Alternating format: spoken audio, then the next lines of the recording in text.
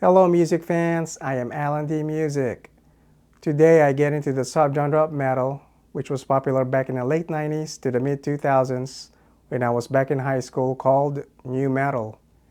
I'll define nu metal for all you newbies out there, as well as get to my top 3 picks of my favorite nu metal bands to come out of that era. Let's get right to it.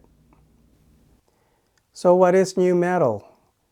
Nu metal is a subgenre of heavy metal music which combined hip-hop, funk, industrial, and grunge.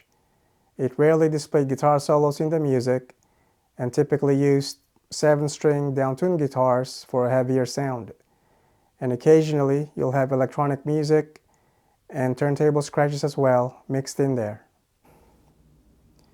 And for my third pick, as my number 3 favorite nu metal band to come out of that era, would have to be Korn. And in my opinion, Korn spearheaded the nu metal movement when they started out in the mid-90s, well into the 2000s. And to me, they put nu metal on the map with back-to-back #1 albums, Follow the Leader back in 1998 and the Issues album back in 1999. And I vividly remember back in those days, hanging out during lunch, you'd have hip-hop heads, people who listen to techno. They couldn't wait when the new Korn album would drop. So that told me then that, nu metal appealed or had a broad appeal, or had a broader appeal, I should say, to people who wouldn't have listened to heavy music had they not heard of a band like Korn. And my second pick of my favorite nu metal bands to come out of that era was Godsmack. Godsmack incorporated tribal elements into their music and had the hard-hitting singles Awake from 2000 and a straight rocker and banger called Straight Outta Line from 2003. And I thought Sally Ernest, the vocalist, truly fit the music that they put out and are still going strong today with their latest release, Lighting Up the Sky. And I also recommend for you to check out their 2000 album called Awake. It's a really good one. Go check it out. And at number 1, and my favorite nu metal band, is none other than Disturbed. Disturbed's The Sickness record from 2000 I thought was really new and refreshing when it first came out, and that still holds true to this day. David Raymond, the vocalist, I think, and in my opinion, is the best vocalist to come out of the nu metal genre, and in that he has that soothing and yet so powerful voice at the same time, and it really fits their type of music.